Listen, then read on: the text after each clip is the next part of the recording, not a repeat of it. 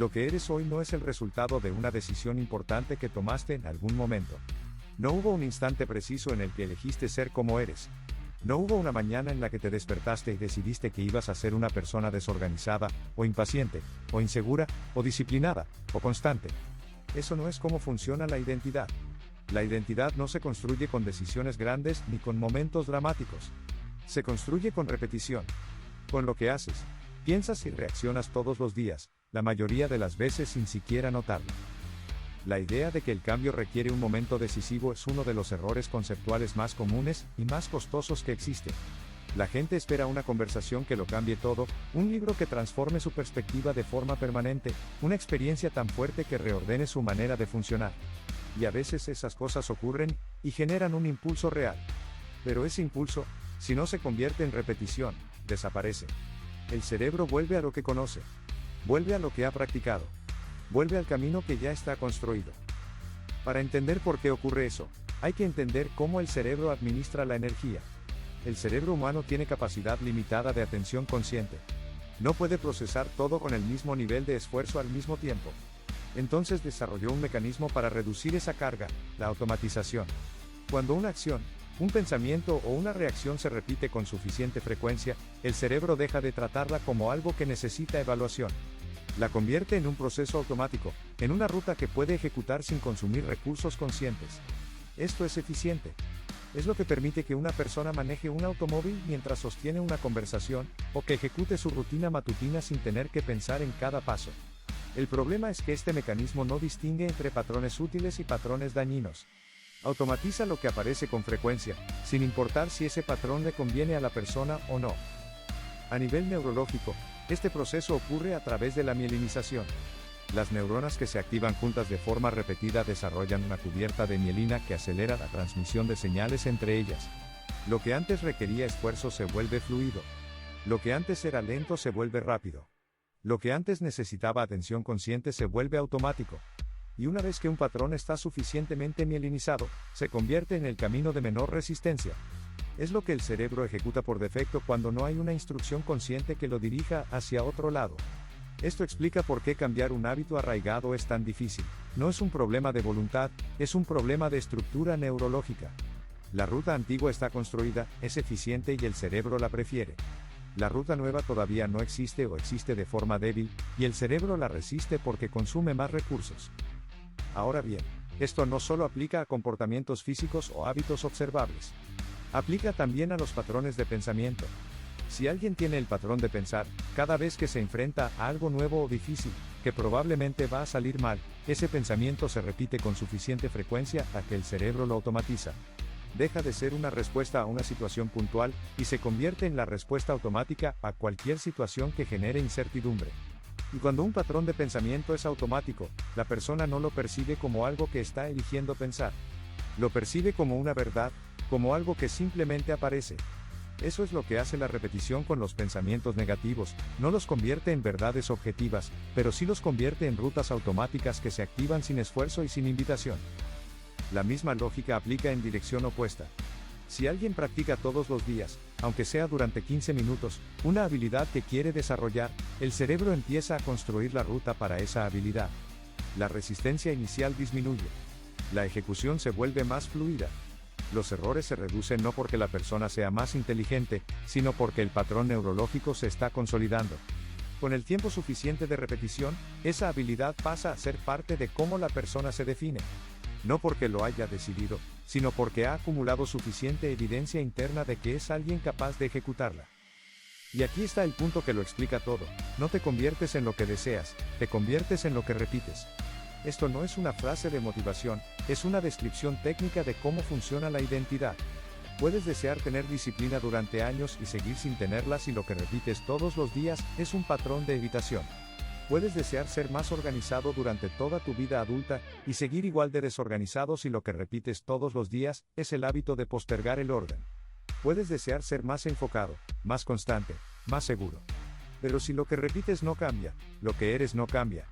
El deseo no tiene acceso directo al sistema de automatización del cerebro. La repetición sí. Esto también explica por qué los cambios pequeños y consistentes producen más transformación real que los esfuerzos grandes pero esporádicos. El cerebro responde a la frecuencia, no a la intensidad. Una persona que camina 20 minutos todos los días obtiene mejores resultados a largo plazo que la persona que corre 2 horas una vez por semana. No porque el esfuerzo total sea mayor, sino porque la repetición diaria construye un patrón automático que la repetición semanal no puede construir. Una persona que practica un instrumento 15 minutos al día avanza más que la que practica 2 horas el fin de semana. No por la cantidad de tiempo, sino por la frecuencia de activación del patrón neurológico. Consistencia antes que intensidad no es un consejo motivacional, es una descripción del mecanismo. Ahora viene el problema real. La mayoría de las personas que quieren cambiar algo en su vida no tienen falta de motivación ni falta de información. Hoy la información está disponible para casi cualquier tema. El problema es que quieren un resultado diferente sin modificar los patrones que repiten diariamente. Leen algo inspirador y se sienten motivados durante 2 días. Luego vuelven exactamente a lo que repetían antes porque el cerebro regresó al camino de menor resistencia. Se comprometen a cambiar después de una experiencia impactante. Duran una semana con energía renovada. Y después, sin un evento consciente que lo explique, están exactamente donde estaban. No porque sean débiles ni inconsistentes como personas, sino porque intentaron cambiar el resultado sin cambiar la repetición.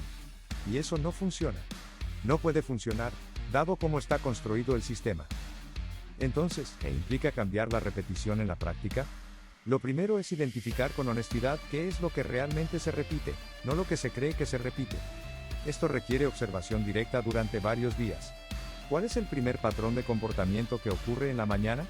¿Qué hace la persona en los primeros 20 minutos después de despertar? ¿Qué ocurre automáticamente cuando aparece una tarea difícil? ¿Cuál es el pensamiento que aparece sin invitación cuando algo sale mal? Estos patrones no son detalles menores de la rutina. Son los patrones que el cerebro está reforzando todos los días.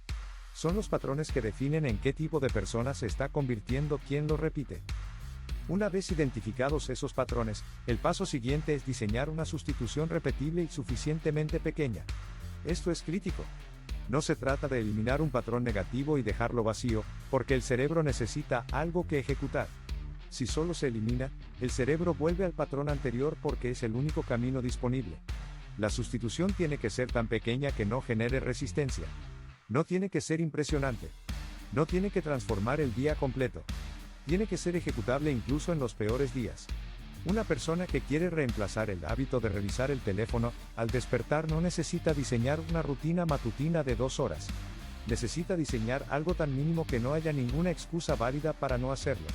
Levantarse primero y beber un vaso de agua antes de tocar el teléfono. Eso puede sonar trivial, pero en el contexto del mecanismo neurológico no lo es. Está insertando un patrón diferente en el espacio que antes ocupaba el patrón anterior. Y si esa acción mínima se repite todos los días durante semanas, el cerebro empieza a construir una ruta automática para ella. Con el tiempo esa acción puede crecer. Pero el punto de partida tiene que ser tan pequeño que la resistencia sea casi inexistente. La resistencia es el principal enemigo de la repetición. Cualquier cambio que genere demasiada resistencia al principio tiene pocas probabilidades de mantenerse el tiempo suficiente como para convertirse en automático. Los cambios radicales casi nunca funcionan a largo plazo, no porque el cambio sea malo en sí mismo, sino porque la resistencia que generan impide la repetición sostenida. Si la acción nueva es demasiado grande, demasiado diferente, demasiado incómoda, el cerebro la trata como una amenaza y activa mecanismos de resistencia. Si la acción nueva es pequeña y manejable, el cerebro puede repetirla sin activar esa resistencia. Y es la repetición, no el tamaño de la acción, lo que produce el cambio real.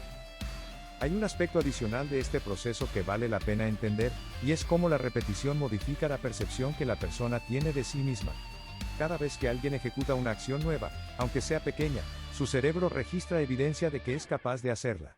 Si esa acción se repite, el cerebro acumula más evidencia. Con suficiente evidencia acumulada, la persona empieza a verse de manera diferente. No como alguien que intenta hacer algo, sino como alguien que hace algo. Esa es la diferencia entre una persona que dice que está intentando hacer ejercicio, y una persona que se identifica como alguien que hace ejercicio. La segunda no llegó ahí por decisión. Llegó ahí porque repitió lo suficiente como para que su cerebro registrara una identidad nueva. Y esa identidad nueva es la que sostiene el comportamiento a largo plazo, porque el comportamiento empieza a ser consistente con cómo la persona se percibe a sí misma. Esto también explica por qué muchas personas esperan sentirse diferentes antes de actuar diferente, y por qué esa espera generalmente no lleva a ningún lado. Esperan tener motivación, energía o convicción antes de empezar a repetir algo nuevo. Pero esos estados internos son en gran medida el resultado de lo que se repite, no la causa. La acción genera experiencia, la experiencia genera evidencia, la evidencia genera confianza y la confianza genera motivación. Pero el primer eslabón de esa cadena es la acción repetida. Si se espera la motivación para empezar, es posible que se espere indefinidamente. La motivación no aparece antes de la acción en la mayoría de los casos. Aparece como consecuencia de ella. Lo que hay que retener de todo esto es lo siguiente. El cerebro automatiza los patrones que se repiten con frecuencia, sin distinción entre útiles y dañinos. Los patrones automatizados se convierten en el camino por defecto, en lo que ocurre cuando no hay una dirección consciente clara. La identidad no es fija, es el resultado acumulado de lo que se ha repetido durante suficiente tiempo. Cambiar la identidad requiere cambiar la repetición, no requiere un momento dramático ni una decisión grandiosa. Las acciones mínimas sostenidas en el tiempo producen más cambio real que los esfuerzos intensos pero discontinuos. Y la motivación, en la mayoría de los casos, es consecuencia de la acción repetida, no su condición previa. Si alguien quiere saber en qué tipo de persona se está convirtiendo, la respuesta no está en sus deseos ni en sus intenciones. Está en lo que repite hoy. Porque el cerebro no tiene acceso a los deseos. Solo tiene acceso a lo que se hace. Y lo que se hace con suficiente frecuencia se convierte en lo que se es. Si lo que se repite hoy no está construyendo lo que se quiere ser, no hay ningún obstáculo externo que resolver. Hay un patrón interno que cambiar. Y ese patrón se puede cambiar, no de golpe, no con un esfuerzo heroico, sino con una repetición pequeña, elegida con claridad y sostenida en el tiempo. Si este video te ayudó a entender algo que antes no tenías claro, deja un comentario con lo que te llevas. Leer lo que la gente extrae de cada video es una de las formas más útiles de saber qué está funcionando. Y si todavía no estás suscrito al canal, este es el momento. Aquí no hay motivación ni frases vacías, hay contenido que explica cómo funcionan las cosas para que puedas tomar mejores decisiones. Nos vemos en el siguiente video.